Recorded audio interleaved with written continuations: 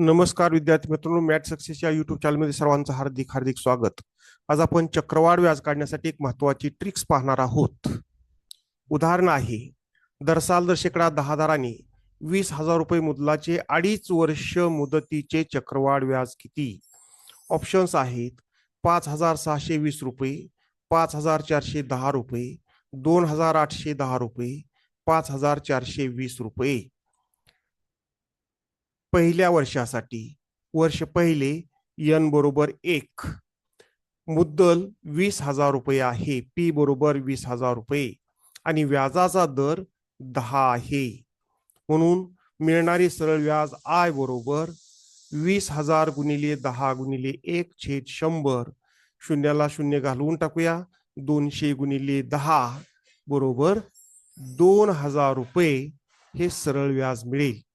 दुसऱ्या वर्षासाठी चक्रवाढ व्याज काढताना पहिल्या वर्षाची रास हे मुद्दल असते. म्हणून पहिल्या वर्षाची रास 20,000 अधिक 2,000 बरोबर 22,000 रुपये मुद्दल होईल. म्हणजे वर्ष दुसरे n बरोबर एकच किंमत ठेवायची, कारण प्रत्येक वर्षाचं व्याज काढायचं आपल्याला. p बरोबर 22,000 रुपये, व्याजाचा दर 10 आहे, म्हणून मिळणारे सरळ व्याज बरोबर I बरोबर 22,000 गुणिले 10 गुणिले 1/100. ह्या दोन शून्याला वरील 2 शून्य घालवले, 2,200 रुपये हे सरळ व्याज मिळेल. आणि पुढील वर्षासाठी दुसऱ्या वर्षाची रास 22,000 आणि हे 2,200 म्हणजेच 24,200 रुपये हे दुसऱ्या वर्षासाठी मुद्दल असेल. परंतु 2.5 वर्ष सांगितलेलं आहे, म्हणजे अर्धे वर्ष, म्हणून n ची किंमत 1/2 ठेवूया आपण. म्हणजेच मुद्दल 24,200 आहे, व्याजाचा दर तोच आहे, फक्त आपल्याला अर्ध्या वर्षाचं व्याज काढायचं आहे, म्हणजे n ची किंमत 1/2.